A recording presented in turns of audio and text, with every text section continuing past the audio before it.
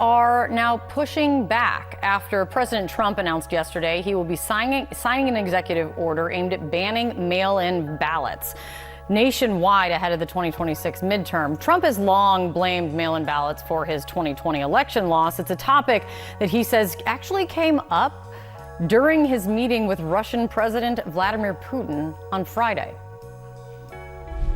Vladimir Putin, smart guy, said you can't have an honest election with mail-in voting. And he said there's not a country in the world that uses it now. Mail-in ballots are corrupt. Mail-in ballots, you can never have a real democracy with. Pictures standing on a cliff, heart racing as lies and corruption threaten to swallow America. Today, we dive into Democrats' meltdown over President Trump's fight to secure our elections. A battle for our republic's soul. He will not be successful. I have beat him over and over and over as he has attempted in 2020 to roll back mail ballots. But mail ballots do not help one party over another. That's what all the data shows. It just helps voters vote in a secure and accessible way. And to put it in perspective, we do have vote by mail. We send it to every active voter, but we have weeks of early voting, same-day voter registration, a lot of in-person voting options. And in 2024, 92% of Republican voters chose to use their mail ballots. This isn't about security. This is about, again, a weak president grasping at straws, trying to hold on to power. He has escalated his attacks on our elections, from weaponizing the DOJ to trying to keep MAGA control of Congress through corrupt redistricting. We'll expose Boston's mayor fumbling a response to Pam Bondi's ultimatum in a cringe-worthy press conference, and brace for the White House press secretary's fiery clash with the media. This isn't just news. It's a thriller packed with villains, heroes, and shocking twists. Stay tuned for the unfiltered truth. Video obtained by Local 4 shows a black pickup truck pulling up outside Hamtramck City Hall in the middle of the night, just days before the primary election. All of a sudden, the lights turn on inside the truck. That's when you spot 3 men inside, including what appears to be Councilmember Abu Musa in the back seat, the same council member who is seeking re-election right now. The video then shows the driver getting out and stuffing absentee ballots into the drop box. The only problem? They don't all fit. He then starts pushing them in before reaching for 2 more stacks. The whole time looking around to see if anyone is watching. After about 2 minutes, the group drives away. And get this, Local 4 found that it happened again, only 4 days later. This time, a different car pulling up, with what appears to be the same council member in the passenger seat.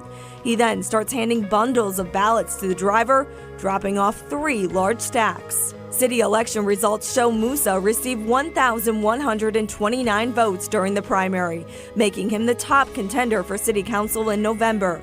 Michigan State Police confirmed the videos are part of an ongoing investigation. It all comes just days after 2 Hamtramck City Council members. Imagine election night 2020, families glued to TVs, hearts pounding. In the shadows, a sinister plot unfolds. Trump, fresh from meeting Putin, announces an executive order to ban mail-in ballots for 2026 midterms. Why? He's blunt. Mail-in ballots are corrupt. You can't have real democracy with them. Putin told him no country uses them for honest elections. Comment about the charges against you? Did you forge any election ballots? Any charges? No comments. Nothing. So are you innocent? Silence as Councilman Muhtasin Sadman and Mohammed Hassan turned themselves in at City Hall Tuesday. The 2 leaders arraigned on charges of election and absentee ballot fraud. Forging a signature on an absentee ballot application. Sadman appearing first in court, given a personal bond of $7,500. State of Michigan versus Mohammed Kamrul Hassan. Hassan then appearing next, receiving a lower personal bond of $2,500. We even confronted Hassan again in the hallway. Is there any comment you would like to make on the charges? But again, no response. The felony charges were handed down Monday by the Monroe County prosecutor who received the case from the Michigan Attorney General after she recused herself to avoid bias. The allegations stemming from the 2023 election. That's when the city clerk noticed unusual patterns with absentee ballots, including identical handwriting on envelopes and large bundles dropped off at once. 4 current and 1 former council member were originally named in the case, with only 2 being charged. In a statement, Hamtramck's mayor said in part, "We want to ensure fair trial for everyone and justice should prevail in the end." And there is a council meeting tonight at 7. Both of these councilmen, they still have their seat on the council, but the bigger question is, will they show up tonight? And of course, we will be. Democrats? They're unraveling, reacting to Trump's every move like it's doomsday. Why the panic? The truth stings. Here's the question that'll haunt you. Do you believe dropping your vote in a mailbox exposed to theft, tampering, or worse is the most secure way to protect your voice? Comment below. Your answer could spark change. Again, we've long thought about how Republicans have been pushing, especially recently, I think, again, the whole idea of mail-in voting. Just give you an example from Politico. Pennsylvania, leading up to the last election, spent $16 million in that state. In another battleground state, North Carolina, Republicans actually sent in more mail-in ballots last time, again, when Donald Trump won, than Democrats. Is Trump just undermining all that work? Yes, he is. Well, first of all, I want to echo your endorsement of "nuts as a bunny." It's a great expression. We should all use it. I do think I'm taking it for my own. Yeah, no, it's all yours. Look, it's Republicans made great ground up in 2024. Trump got a ton of votes this way. And of course, he's undermining Republicans here. And everyone sort of knows it. I don't know if it's part of some other nefarious agenda where he can maybe challenge Democratic victories and try to overturn them and sort of claim that if Democrats win a majority in the House or Senate, it's illegitimate somehow, and then we have all kinds of chaos and God knows what.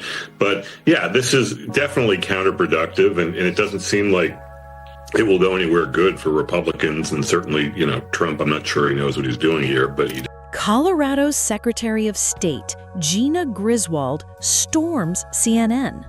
Trump won't succeed. I've beaten his 2020 attempts to kill mail ballots. They don't favor one party. Data shows 90% of Republicans used them in 2024. This is a weak president grasping at power. But is she deflecting? Let's dig deeper. If this video's firing you up, hit like, share, and subscribe. Support us with our weekly merch or buy us a coffee. Links below. Keep the truth alive. Says that he's starting a movement to eliminate mail-in voting, but states administer elections, not federal authorities. So can you provide any more details about how the White House plans to eliminate that?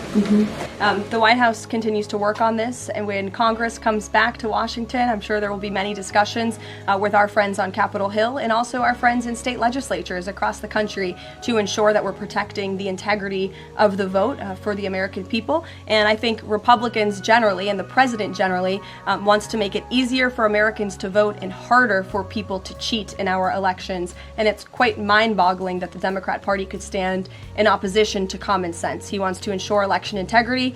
There were great efforts that were made in 2024. I won't get ahead of myself for Hatch Act reasons to get ahead for the next election, but I can assure you this is a priority for them. Back to the question. Is mail-in voting secure? No. Evidence screams otherwise. In Michigan's Hamtramck, a black pickup creeps to City Hall at midnight. Councilman Abu Musa, seeking re-election, watches as the driver stuffs absentee ballots into a drop box. They don't fit. He shoves harder, glancing nervously. Days later, another car, same councilman, more ballots. Musa wins the primary with 1,129 votes. Michigan State Police investigate, videos in hand. 2 other councilmen face election fraud charges. Here again today, because last week, Boston received a letter from the Attorney General of the United States on official letterhead from the federal government threatening to prosecute city officials and withhold federal funds unless we cooperate with carrying out mass deportations.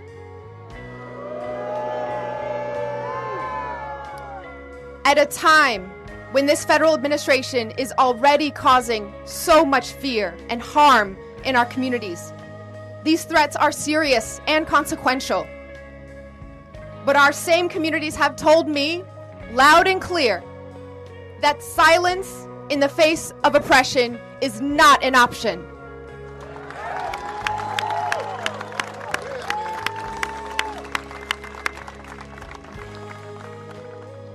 The U.S. Attorney General asked for a response by today. So here it is.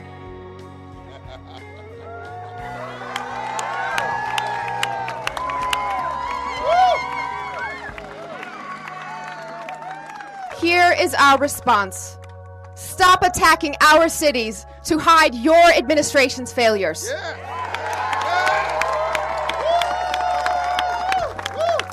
Unlike the Trump administration, Boston follows the law.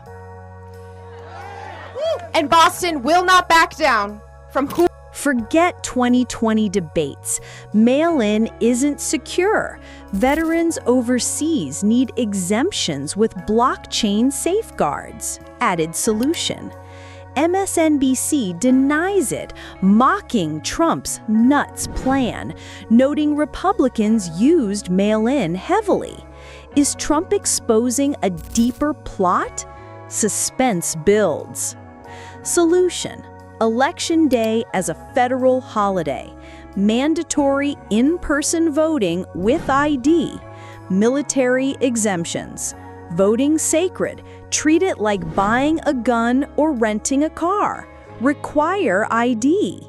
Conference, but the lives of Americans is no joking matter, and these sanctuary city politicians like Mayor Wu out of Boston are playing Russian roulette with the American public's lives. I mean, look, in the last 2 weeks we've arrested out of Boston child rapists, aggravated assaulters, really the worst criminals, and we're going to continue to do so. And if these sanctuary politicians won't follow the law, then we will be forced to flood the zone. We're hiring more than 10,000 new ICE enforcement officers. We have about 110,000 applications, so we're going to have the workforce to do that. Well, I won't speak for the Attorney General, Pam Bondi, but I will say I believe everything is on the table, including those lawsuits and including withholding federal funding.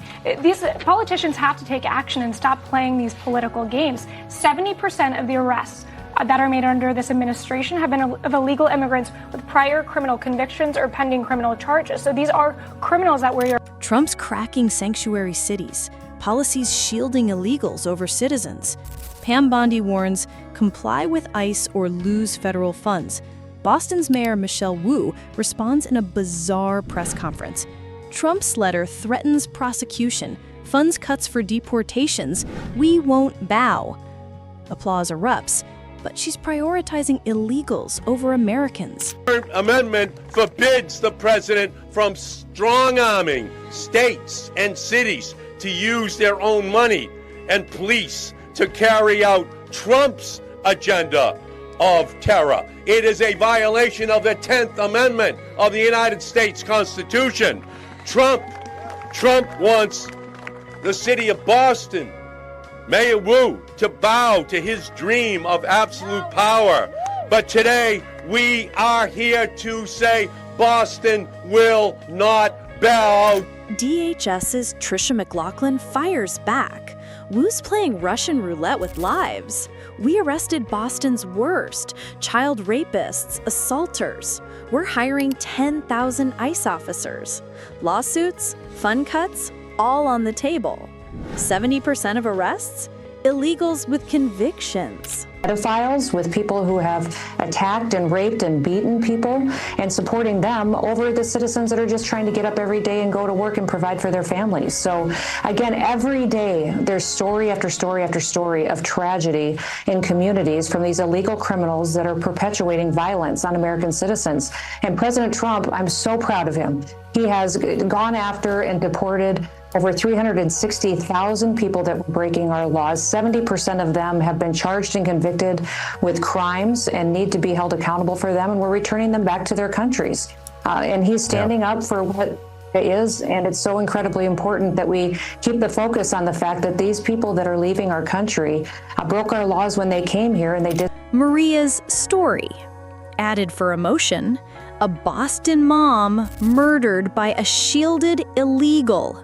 Her husband weeps. She was my world. Sanctuary policies failed her.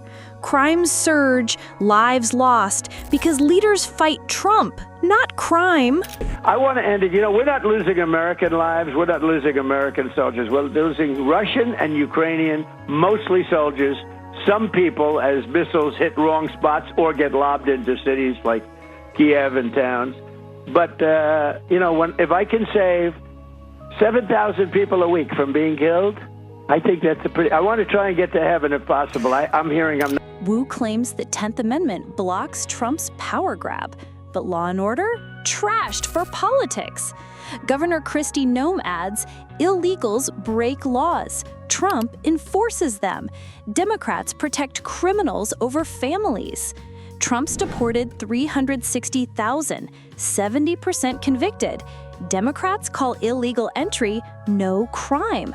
Delusional. What assurances do you feel like you have that going forward and, you know, past this Trump administration, it won't be American boots on the ground defending that border?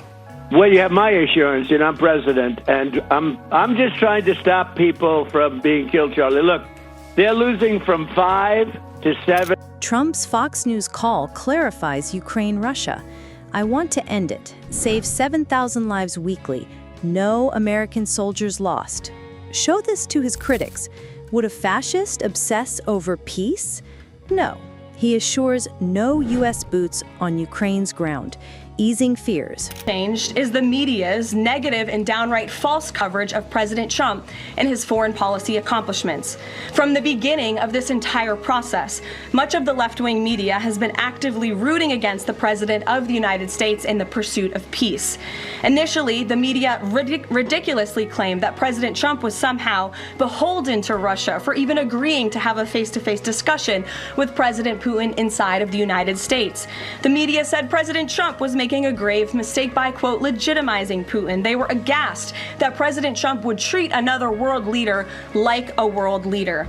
The media relentlessly attacked President Trump and claimed he suffered a, quote, major defeat for not immediately emerging with a final agreement, even though he said heading into that meeting, this was a meeting to listen and to understand how to move the ball forward. All weekend following those historic U.S.-Russia bilateral talks, we listened to clueless pundits on television trying but failing to claim that the president had failed. The so-called experts in the foreign policy establishment, whose record is nothing but endless wars, trillions of wasted taxpayer dollars, and dead Americans, have the nerve to try and lecture President Trump, who has solved 7 global conflicts in 7 months. The press secretary unloads on the media's false coverage of Trump's Putin and Zelensky talks. They root against peace, call his Putin meeting a mistake, claim he failed for no instant deal. Experts with endless wars lecture Trump, who solved 7 conflicts in months. What's your take? Is Mayor Wu right to defy Bondi? Are mail-in ballots secure? Or is fraud real? Comment below. Your voice matters. Next, a bombshell. RFK Jr.'s probe into organ harvesting while victims are alive. Click the video popping up now. America's soul is at stake. Fight for it.